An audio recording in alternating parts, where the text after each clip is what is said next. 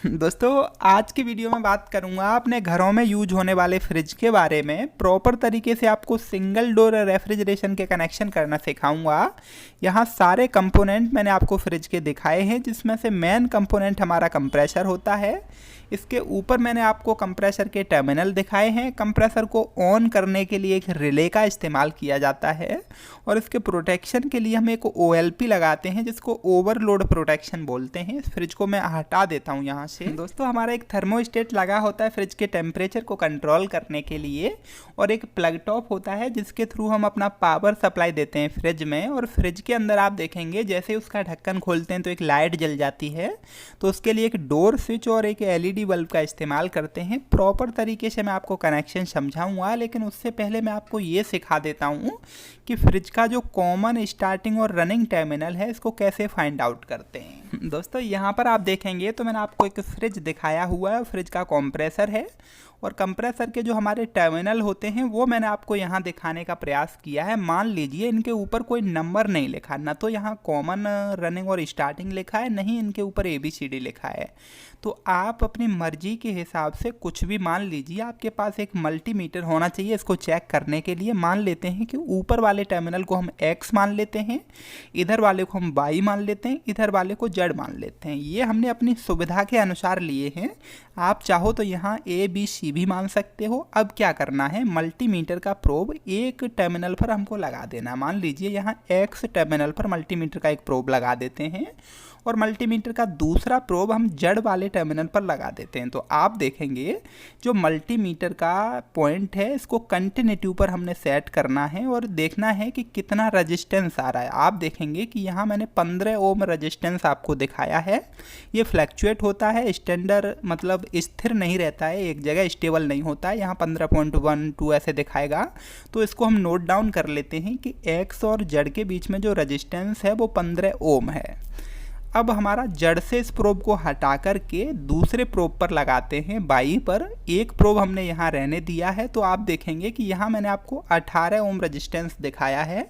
इसको भी हम नोट डाउन कर लेंगे। X और बाई के बीच में 18 ओम रेजिस्टेंस हमने नोट डाउन कर लिया है।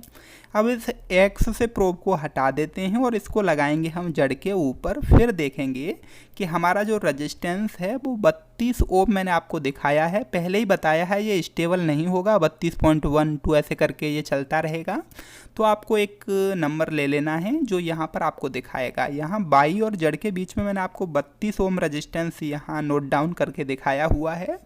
अब आप देखेंगे कि जो हमारा सबसे ज़्यादा रेजिस्टेंस होता है वो हमारा स्टार्टिंग वाइंडिंग और रनिंग वाइंडिंग के बीच में होता है। तो यहाँ देखेंगे बाई और जड़ के बीच में 32 ओम रेजिस्टेंस है। तो तीसरा नंबर हमारा X बचा। दो नंबर के बीच में सबसे ज़्यादा रेजिस्टेंस है, उसको छोड़ करके जो तीसरा वाला टर्मिनल होता है वही हमारा कॉमन टर्मिनल होता है। यहाँ मैंने C लिख दिया है। अब देखेंगे कि सबसे कम रेजिस्टेंस किन दो पॉइंट के बीच में। तो यहाँ देखेंगे X और Z के बीच में 15 ओम रेजिस्टेंस है। सबसे कम रेजिस्टेंस हमारा रनिंग वाइंडिंग के बीच में होता है। X ऑलरेडी C हमने मान लिया कॉमन, जैसा हमने यहाँ देखा। अब X और Z के बीच में 15 है, तो Z हमारा हो जाएगा रनिंग वाइंडिंग। अब जो बाई बचा ये हमारा स्टार्टिंग वाइंडिंग हो गया। दोस्तों, ये मल्टीमीटर और प्रोब थोड़ा अभी साइड में हटा देता हूँ। आप देखेंगे कि कंप्रेसर को ऑन करने के लिए हम एक रिले का इस्तेमाल करते हैं, लेकिन जो आपने अपने घरों में सीलिंग फैन देखा है उनके अंदर आप देखेंगे कि कोई रिले नहीं होता, एक कैपेसिटर लगा होता है बस। दोस्तों, आपने देखा होगा जो हमारा AC का आउटडोर होता है उसके अंदर भी कंप्रेसर होता है, लेकिन वहाँ पर आपको कैपेसिटर देखने को मिलता है। अब आपके मन में एक सवाल आना स्वाभाविक सी बात है कि भैया फ्रिज के कंप्रेसर में कैपेसिटर क्यों नहीं लगा होता, रिले क्यों लगाते हैं। तो जो हमारा फ्रिज का कंप्रेसर होता है ये resistance start induction run motor होती है, और इसके अंदर जो वायरिंग करते हैं उसको resistance start induction run wiring बोला जाता है। जो हमारा रिले होती है इसके अंदर एक रेजिस्टेंस होता है।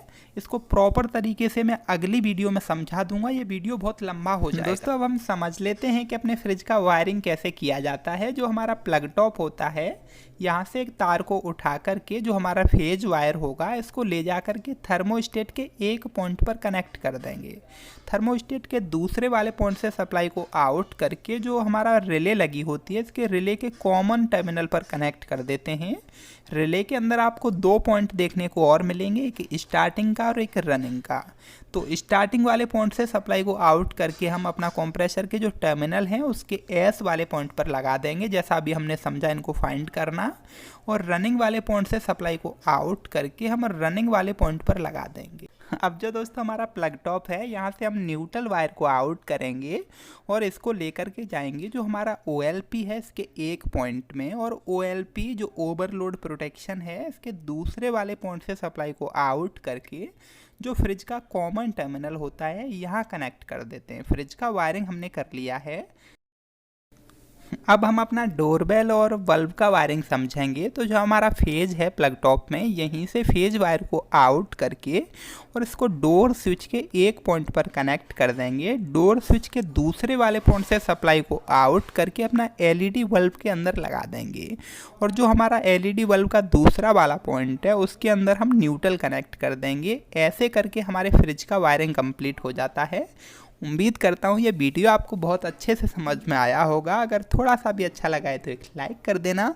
चैनल को सब्सक्राइब नहीं किया है तो सब्सक्राइब कर लेना ऐसे यूजफुल वीडियो देखने के लिए। जल्दी ही मिलूंगा एक नई वीडियो में, तब तक आप अपना ख्याल रखिए।